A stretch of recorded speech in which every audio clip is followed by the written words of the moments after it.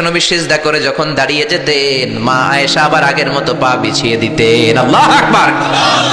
কি ঘর ছিল, টাকা নাই, পয়সা নাই, দামি বিছানা নাই, ফার্নিচার নাই, জুয়েলারি নাই, অর্নামেন্টস নাই, কিন্তু বিশ্বনবীর ঘরের মধ্যে সুখ আর শান্তি আছে না নাই?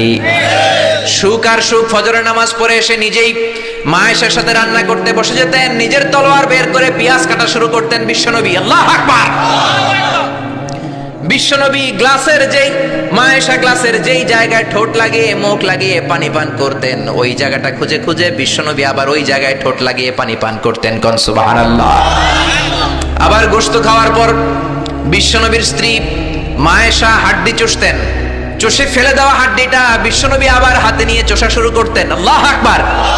কি শান্তি, কি সুখ। মা আয়েশাকে বিয়ে করার আগে মা আয়েশার চেহারাটা বিশ্বনবীর কাছে জিবরাইল এনে বলল, ইয়া রাসূলুল্লাহ আখবিরনি, আমাকে বলেন মেয়েটাকে দেখতে কেমন লাগে। বিশ্বনবী বললেন, কার মেয়ে? আপনার বন্ধু আবু বকরের মেয়ে। কেন এনেছো? আল্লাহ ডাইরেক্ট প্রপোজাল দিয়েছে, ডাইরেক্ট প্রপোজ করেছে বিয়ের জন্য। বিশ্বনবী বললেন, তাই নাকি? জিবরাইল বললেন, হ্যাঁ ইয়া রাসূলুল্লাহ, আমি হলাম বিয়ের ঘটক, আল্লাহ হলেন বিয়ের কাজী। বিশ্বনবী বললেন, তুমি যদি বিয়ের ঘটক হও, আল্লাহ যদি হয় কাজী, আমি মুহাম্মদ রাজি। আল্লাহু আকবার। বিয়ে হয়ে গেল, ঘরে দামি কিছু নাই, ফার্নিচার নাই, টাকা পয়সা নাই, কিন্তু বিশ্বনবীর ঘরের মধ্যে সুখ আছে না নাই? বিবিদেরকে এত ভালোবাসতেন, কোনোদিন মারামারি করেন নাই, যৌতুকের জন্য পিটান নাই, কোনোদিন গায়ে হাত তোলেন নাই। কোন ঠিক কিরা? এক একজনকে বিশ্বনবী প্রাণ ভরে ভালোবাসতেন। বিবিরাও বিশ্বনবীর কাছে আবদার করতেন, নানা ধরনের আবদার। বিশ্বনবী সেগুলো পূরণের চেষ্টা করতেন। আবার মাঝে মাঝে রাত্রিবেলা মা আয়েশার সাথে দৌড়াদৌড়ির প্রতিযোগিতা করতেন। কোন সুবহানাল্লাহ। সহিহ হাদিস, মা আয়েশা তখন চিকন ছিল। তাহাজ্জুদের সময় বিশ্বনবী উঠে মা আয়েশারে বললেন, আয়েশা ও আমার কলিজার টুকরা হুমায়রা। মা আয়েশাকে আদর করে বিশ্বনবী হুমায়রা বলতেন। হুমায়রা মানে যেই মহিলা রেগে গেলে, খুশি হয়ে গেলে, রাগের চোটে, খুশির চোটে দুইটা গাল আনার ফলের মতো টকটকে লাল হয়ে যায়। কোন সুবহানাল্লাহ। মা আয়েশা রেগে গেলে গালগুলো লাল হয়ে যেত, গাল দুইটা টকটকে লাল আকার ধারণ করতো। বিশ্বনবী তাকে হুমায়রা বলতেন, হুমায়রা মদিনাতে কেউ জেগে নাই, চলো না আমরা দৌড় দৌড় খেলি। মা আয়েশা মহা খুশি, কারণ সব বিবিরাই চায় স্বামীরা একটু রোমান্টিক হোক। কোন ঠিক কিনা? সব বিবিরাই চাক স্বামী আমার দিকে স্পেশাল নজর দেখ। সব বিবিরা চায় স্বামী আমাকে নিয়ে পারলে একটু রেস্টুরেন্টে ঘুরতে যাক, স্বামীরা পারলে আমারে একটু বেড়াতে নিয়ে যাক। এরকম আপনার বিবিদের কাছে আছে না নাই? কিন্তু এমন অনেক স্বামী খুঁজে পাবেন, বছরের পর বছর যায়, বিবিরে সালামও দেয় না। আছে না নাই? খিটখিটে মেজাজ দেখায়, ধমক দেয়, আবার যৌতুকের জন্য পিটায়। আছে না নাই? জোরে বলেন, আছে না নাই? শয়তান দিল যৌতুক, কোরআন দিয়েছে মোহর। আমরা এখন মোহর ছেড়ে দিয়ে যৌতুকের পেছনে হাঁটি। জোরে বলেন ঠিক কিনা? যৌতুকের চেয়ে জঘন্য অপরাধ সমাজে নাই। কুকুরের গোশত খাওয়া যত গুনাহ, যৌতুক তার চেয়েও বেশি গুনাহ। ঠিক কিনা? কুকুরের গোশত খেলে একটা গুনাহ হয়, হারাম খাওয়ার গুনাহ হয়, কিন্তু যৌতুক খেলে দুইটা গুনাহ হয়। এক হলো হারাম খাওয়ার গুনাহ, দুই হচ্ছে শ্বশুর বাড়ির উপরে জুলুম করার গুনাহ। জোরে বলেন ঠিক কিনা? মা আয়েশা বললেন, ইয়া রাসূলুল্লাহ আমি দৌড়াদৌড়িতে রাজি। বিশ্বনবী বললেন, লেটস স্টার্ট দ্য কম্পিটিশন, চলো কম্পিটিশন শুরু করি। ওই যে মদিনার মসজিদের পাশে বড় একটা পিলার দেখা যায়, ওই পিলারের মধ্যে কে যে আগে ধরতে পারে রে আয়েশা, চলো আমরা দৌড় দেই। বিশ্বনবী বললেন, ওয়াহিদ ইসনাইনি তালাতা, 1 2 3 লেটস গো, চলো দেই দৌড়। বিশ্বনবী অপেক্ষাকৃত মোটা ছিলেন, মা আয়েশা চিকন ছিলেন। মা আয়েশা দৌড় দিলেন, বিশ্বনবীকে পেছনে ফেলে ওই পিলার ধরে মা আয়েশা ফার্স্ট হয়ে গেলেন। কোন সুবহানাল্লাহ। মা আয়েশা মহা খুশি, খিলখিলিয়ে হাসছেন। বিশ্বনবী মুচকি হাসতেন। আমার নবী কখনো খিলখিলিয়ে হাসেন নাই। আমার নবী সব সময় মুচকি হাসতেন। মুচকি হাসলে বিশ্বনবীর ঠোঁটও দেখা যেত, হালকা একটু দাঁতও দেখা যেত। পরে আল্লাহু আকবার। সব সময় তিনি তাবাসসুম পছন্দ করতেন। বিশ্বনবী বললেন, ঠিক আছে, আনতিল ফাইজা, তুমি বিজয়ী হয়েছো। তার ঠিক 6 বছরের পরের ঘটনা। এই 6 বছরের ব্যবধানে মা আয়েশার আগের মতো চিকন নাই, মা আয়েশারে মোটা বানিয়ে দিয়েছে কে? আবার 6 বছর পরে বিশ্বনবী তাহাজ্জুদের সময় উঠলেন, মা আয়েশারে ডেকে বললেন, আয়েশা মদিনার কোন লোক জেগে নাই, সবাই ঘুমিয়ে আছে, চলো আজকে রাতেও দৌড় দৌড় খেলি। মা আয়েশা বললেন, আমি রাজি, চলেন শুরু করে দেই। বিশ্বনবী আবার ওই জায়গায় যেয়ে দাঁড়ালেন, বললেন ওই যে মসজিদে নববীর পিলার দেখা যায়, কে কার আগে পিলার ধরতে পারে? রেডি, আমরা শুরু করে দেই। 1 2 3 স্টার্ট, গো। বিশ্বনবীও দৌড়, মা আয়েশাও দৌড়, জনমের দৌড়, আইজও দৌড়, কাইলও দৌড়। কে কারে হারাতে পারে? বিশ্বনবী আগের মতোই আছেন, কিন্তু মা আয়েশারে মোটা বানিয়ে দিয়েছে কে? এবার আর বিশ্বনবী চান্স দেন নাই মা আয়েশারে। বিশ্বনবী ওই দিন আসলে ইচ্ছা করে হারেন নাই, মা আয়েশারে জিতানোর জন্য দেরিতে গিয়েছেন। কোন ঠিক কিরা? আমার নবী যদি শক্তি দিয়ে দৌড়ায়, নবীর সাথে কেউ দৌড়ে জিততে পারে না। জোরে বলেন ঠিক কিরা? মদিনাতে বিশ্বনবী যখন ঘোড়া হাঁকাতেন, সাহাবীরা বলতেন 1 মিনিটের মধ্যে, আধা মিনিটের মধ্যে বিশ্বনবীর ঘোড়া যে কত সামনে চলে যেত। সামনে আমরা ধোয়ার বালি দেখতাম, বিশ্বনবীরে খুঁজে পাওয়া যেত না। আল্লাহু আকবার। আবার তিনি যখন ওট হাঁকাতেন, পাগলের মতো বাতাসকে পেছনে ফেলে ওটগুলো দৌড়াতো। আতবা আর কসওয়া, আতবা আর কসওয়া, এই দুইটা ওট নবী ব্যবহার করতেন। নবী কি ব্যবহার করতেন এগুলো জানেই না। সালমান খান কোন ব্র্যান্ডের টিস্যু দিয়া টয়লেটে যায় এটাও জানে। কোন নায়ক কি করে, সাকিব আল হাসান কোন ড্রিঙ্কস খায় এরকম মাসেল বানাইছে, সবার মুখস্থ আছে না নাই? এরপরে মাশরাফি কেমনে পেস বল করে, ওই প্র্যাকটিস আছে না নাই? কে কেমন কি করে সব মুখস্থ, কিন্তু নবীরা কেমন চলতেন, নবীদের সুনান কি ছিল এটা আমাদের জানা নাই। জোরে বলেন ঠিক কিনা? বিশ্বনবী যদি দৌড়ের মতো দৌড় দেয় কেউ পারে না, এমন শক্তি আল্লাহ বিশ্বনবীর মাসলের মধ্যে দিয়েছেন। কাউরে একবার ধরলে খবর আছে না নাই? মক্কার সবচেয়ে বড় কুস্তিগিরের নাম হলো রুকানা। রুকানার সাথে কুস্তিতে কেউ পারে না। সাহাবীরা বললেন, ইয়া রাসূলুল্লাহ, ইয়া হাবিবাল্লাহ, কোনদিন আপনি রুকানার কাছে যাবেন না, কেননা রুকানা হলো সব চাইতে বড় কুস্তিগির। রুকানা কুস্তি দিলে আপনি পারবেন না। কিন্তু বিশ্বনবীর দাওয়াত তো কোনো গুটি কয়েক মানুষের জন্য নয়, সবার জন্য। ঠিক কি না? সবার জন্য দাওয়াত দিতে হবে। বিশ্বনবী ফজরের নামাজের পরে সাহাবাদের চোখকে ফাঁকি দিয়ে রুকানার কাছে চলে গেল। রুকানার কাছে যে বলল, ইয়া রুকানা আসলিম তাসলাম, ইসলাম ধর্ম গ্রহণ করো, শান্তি দিবে কে? রুকানা বলে, ধর্ম গ্রহণ করব না, একটা শর্তে করতে পারি, কুস্তিতে মুসারাআতে যদি আমাকে হারাতে পারো, আমাকে যদি কুস্তি খেলে হারিয়ে দিতে পারো, তাহলে আমি কালিমা পড়ে নেব। বিশ্বনবী বললেন, আমি তো কুস্তি লাগি না, আমি কাউরে মারি না, তবে জাহান্নামের মাইট থেকে বাঁচানোর জন্য আমি এসেছি। বলেন ঠিক কি না? রুকানা বলে, না না, আমি রাজি হব না, আমাকে হারিয়ে দিতে পারলে তবেই আমি কালিমা পড়তে রাজি। বিশ্বনবী দয়ার নবী, মায়ার নবী, একটা লোক যদি জাহান্নামের আগুন থেকে বাঁচে, এইটা বিশ্বনবী বেশি বেশি চাইতেন। বিশ্বনবী রাজি হয়ে গেলেন। এবার কুস্তি লাগার পালা। রুকানা একটা হাফ প্যান্ট পরে পজিশন নিচ্ছে। রেসলিং খেলা দেখেন নাই? ডোনাল্ড ট্রাম্পের ট্রাম্প টাওয়ারের ভিতরে এটি খেলে, গায়ের মধ্যে তেল মেখে কুস্তিতে পজিশন নিচ্ছে। বিশ্বনবী পজিশন নেয় না, রুকানা লাফায়, আমার নবী লাফায় না। বিশ্বনবী রুকানারে ডেকে বলল, রুকানা লাফাও কেন? রুকানা বলে, এই খেলা খেলতে হলে সবার লাফাতে হয়, তুমি লাফাও না কেন? মোহাম্মদ তুমিও লাফাও। বিশ্বনবী বললেন, আমি লাফালাফি পছন্দ করি না। আমার নবী সেলাইবিহীন লুঙ্গি ব্যবহার করতেন। সেলাই ছাড়া লুঙ্গি পরে যদি কেউ লাফালাফি করে, বাতাসে সতর খুলে যাওয়ার সম্ভাবনা আছে না নাই? বিশ্বনবী লাফালাফি করেন না, দাঁড়িয়ে আছেন। রুকানা বলে, মোহাম্মদ তুমি আগে বক্সিং মারো। বিশ্বনবী বললেন, আমি কাউরে মারি না, কারণ আমারটা খাইয়া হজম করার যোগ্যতা কারো নাই। ঠিক কি না? বিশ্বনবী বললেন, আমি মারবো না, তুমি মারো। রুকানা বলে, তুমি মারো। রুকানারাও রাজি করাতে পারেন না। বিশ্বনবী বক্সিং মারেন নাই। বিশ্বনবীর মুবারক ডান হাতটা নিয়ে রুকানার বাম কাঁধের মধ্যে টাচ করে বিশ্বনবী বললেন, ও রুকানা, এত লাফাও কেন, এত লাফাও কেন? বিশ্বনবী ডান হাত দিয়ে কাঁধের মধ্যে ধরতে দেরি, মুহূর্তের মধ্যে রুকানা বেহুশ হয়ে যায়। আল্লাহু আকবার।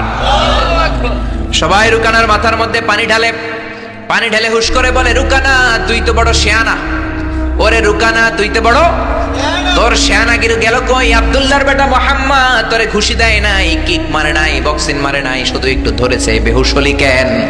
রুকানা বলে, আরে তোরা তো জানিস না, তোরা কিছু দেখিস নাই, তোরা দেখেছিস মুহাম্মদ হাত দিয়ে আমার গায়ের মধ্যে ধরেছে। আসলে ওইটা হাত ছিল না, আমার মনে হয় গোটা উহুদ পাহাড়টা এসে আমার কাঁধের উপরে চেপে বসেছে। জোরে কোন সুবহানাল্লাহ। বিশ্বনবী রুকানাকে বললেন, রুকানা, তুমি তো হেরে গেলে, এবার কালিমা পড়ো। কয়, না না, আমি রেডি আছিলাম না, তুমি আগে ধরছো। মুনাফিকেরা মিথ্যা বলে। জোরে বলেন ঠিক কিনা? কাফিরেরা মিথ্যাবাদী হয়। বিশ্বনবী বললেন, ঠিক আছে, তাহলে আবার লাগবো। রুকানা বলল, তুমি মারো। বিশ্বনবী বললেন, প্রথমটা আমি মেরেছি, এইবার তুমি মারো। রুকানা বলে, আমি মারবো না, তুমি মারো। বিশ্বনবী আবার রুকানাকে ধরলেন। মুহূর্তের মধ্যে রুকানা আবার বেহুশ হয়ে যায়। সুবহানাল্লাহ কইতে বললেন না? হুশ ফিরানো হলো। আবার সবাই মাথায় পানি দেয়, আর জেগে ওঠার পরে বলে রুকানা তুই তো বড় শান, আগের গেল কই? রুকানা বলে আবার ওই যে অহুদ পাহাড়, অহুদ পাহাড়, অহুদ পাহাড় আমার কাঁধের উপরে চেপে বসেছে, তোমরা তো খালি চোখে দেখো নাই। বিশ্বনবী বললেন এবার কালিমা পড়ো। রুকানা বলে না না, আমার পেটে ক্ষুধা ছিল, আমার গায়ে শক্তি কম ছিল, আমি প্রস্তুত ছিলাম না, পেট ভরে খাবো, খেয়ে দে তোমার সাথে আবার লাগুম। দাইন দাইন তিন দাইন, দাইন দাইন কয় দাইন? খেলা এরকম বলে না অনেকে, দাইন দাইন তিন দাইন, আবার লাগবো, আবার খেলা হবে। আবার বিশ্বনবী ধরলেন, আবার বেহুশ। বিশ্বনবীকে তোরে আর কত বেহুশ করুম? এজন্য আমার নবীর গায়ে শক্তি আছে না নাই? মা আয়েশার সাথে যদি বিশ্বনবী প্রথমবার জোরসে দৌড় দিতেন, কোনোদিন মা আয়েশা পারতো না। মা আয়েশারে জিতিয়ে দেওয়ার জন্য ইচ্ছা করে আস্তে দৌড়েছেন। এবার দ্বিতীয়বার যখন দৌড়ের পালা, মনে আছে তো না ভুলে গেছেন? বিশ্বনবী বললেন 1 2 3 দৌড় দাও। মা আয়েশাও দিলেন দৌড়, বিশ্বনবীও দিলেন দৌড়। এবার মা আয়েশাকে আর চান্স না দিয়ে বিশ্বনবী দৌড়ে যে পিলার ধরলেন। এবার আর মা আয়েশার মুখে হাসি নাই, এবার রেগে আছে, একেবারে গড়গড় করছে, রেগে জিততে পারে নাই। হেরে গেলে মেয়েদের একটা আলাদা রাগ আছে না নাই? বিশ্বনবী আয়েশার কাছে গেলেন, ডেকে বললেন হুমায়রা হাদিহি সাবাকাতু বিতিলকা, হাদিহি সাবাকাতু বিতিলকা, ওই যে 7 বছর আগে তুমি আমারে দৌড়ে হারিয়ে দিয়েছিলা, আজকের এই রাতের দৌড়ের প্রতিযোগিতায় তোমারে হারিয়ে ওইটার প্রতিশোধ নিয়ে নিলাম। কোন সুবহানাল্লাহ। মাঝে মাঝে এরকম বউয়ের সাথে প্রতিশোধ খেললে ভালোবাসা বাড়ায় দেয় কে? এজন্য সুযোগ পেলে দৌড়াদৌড়ি খেলবেন। রাজি আছেন তো? নাকি লাড়ি লইয়া হেতেরে দৌড়ে যান, আর হেতিও বাসাল্লাই দেয় দৌড়? ওই দৌড়া দৌড়ি না, আমি ভালোবাসার দৌড়া দৌড়ি। বিবি আপনার জন্য সাজে, বিবি আপনার জন্য পার্লারে যায়, বিবি আপনার জন্য লিপস্টিক দেয়। একদিনও বিবিরে বললেন না তুমি সুন্দরী? পাশের বাড়ির বড় ভাই বলল ভাবি আপনার হেব্বি লাগতেছে। ভেজাল আছে না নাই? কথা বলেন আছে না নাই? আপনার বিবি আপনার জন্য গহনা পরে, আপনার জন্য জুয়েলারি পরে, আপনার জন্য সুন্দর শাড়ি পরে, খোপায় ফুল দেয়, আপনার কাছ থেকে প্রশংসা চায়। একদিনও নজর করে বললেন না তুমি সুন্দরী, তুমি অপ্সরী, অনন্যা, সুস্নিগ্ধা, সুহাসিনী, সুকেশিনী, সুভাষিনী, অসূর্যম বর্ষা, কাজল কালো কেশ, মেঘ কালো কেশ, ডাগর ডাগর হরিণের মতো তোমার দুটি চোখ, একদিনও বললেন না। কিন্তু আপনার ছোট ভাই একদিন বলে ফেললো ভাবি তোমারে যা লাগতেছে না। ভেজাল বেশি না কম? এজন্য খবরদার, বিবির প্রশংসা করেন, বিবির প্রশংসা করেন। মহিলারা প্রশংসা শুনতে বেশি ভালোবাসে। মহিলাদের সাথে যদি ঝগড়া করেন, ঝগড়া আরো বেড়ে যাবে। মহিলাদেরকে যদি প্রতিদিন কয়েকবার করে বলেন I love you, I am sorry, খুশি হয়ে যাবে। কোন ঠিক কিনা? বিয়ে করার আগে প্র্যাকটিস করবেন আই লাভ ইউ, আর প্র্যাকটিস করবেন I am really sorry. Sorry কইতে না পারলে খবর আছে। আপনি দোষ করলেও সরি, উনি দোষ করলেও আপনি সরি। বারবার সরি আপনাকেই বলতে হবে, তাহলে ফ্যামিলিটারে জান্নাতি ফ্যামিলি বানিয়ে দিবে কে? আর যদি মেজাজ দেখান, আর যদি ঝগড়া করেন, ওই ঝগড়াগুলো ছেলে মেয়েরা শিখবে, ঘরটারে জাহান্নামের ফ্যামিলি বানিয়ে দিবে কে? এজন্য নিয়ত করেন মহিলাদের কাজের প্রশংসা করবেন, মহিলাদেরকে ভালোবাসবেন। বিশ্বনবী বলেন হুব্বিবা ইলাইয়া মিন দুনিয়াকুম সালাস, এই দুনিয়ার 3টা জিনিস আমাকে আল্লাহ পছন্দনীয় করে দিয়েছে। 1 নম্বরে আত্মীব, আমি পারফিউম বা আতর ইউজ করতে পছন্দ করি। 2 নম্বরে হলো আন-নিসা, মহিলাদেরকে পছন্দ করি। 3 নম্বরে কুররাতু আইনি ফিস সালাহ, নামাজের মধ্যে যখন দাঁড়িয়ে থাকি সেটাও পছন্দ করি। আল্লাহু আকবার। আমার নবী পারফিউম দিতেন বেশি বেশি, আমরা দেই এইখানে, নবী দিতেন এইখানে। কারণ বিশ্বনবী আতর ব্যবহার করার পরে সারাদিন যত মানুষের সাথে মুসাফা করতেন, বিশ্বনবীর ব্যবহার করা আতরের ঘ্রাণ সব মানুষের হাতে হাতে চলে যেত। সুবহানাল্লাহ। আবার বিশ্বনবী মহিলাদেরকে ভালোবাসতেন, আবার বলতেন আল্লাহ আমার কোন ছেলে সন্তান বাঁচিয়ে রাখে নাই, শুধু মেয়েগুলোরে বাঁচিয়ে রেখেছে। আবার ফাতেমার ব্যাপারে বলতেন ফাতিমা তু বিদউম মিন্নি, ফাতেমা আমার কলিজার টুকরা, যে ফাতেমারে কষ্ট দেয় সেজন্য আমারে কষ্ট দেয়, সেজন্য যে ব্যক্তি ফাতেমার মুখের মধ্যে হাসি ফুটিয়ে দেয় সেজন্য আমি বিশ্বনবীর মুখের মধ্যে হাসি ফুটিয়ে দেয়। আল্লাহু আকবার। এই জন্য নারীদের প্রশংসা করতে রাজি আছেন তো? স্ত্রীর সাথে ভালো সম্পর্ক রাখতে রাজি আছেন তো?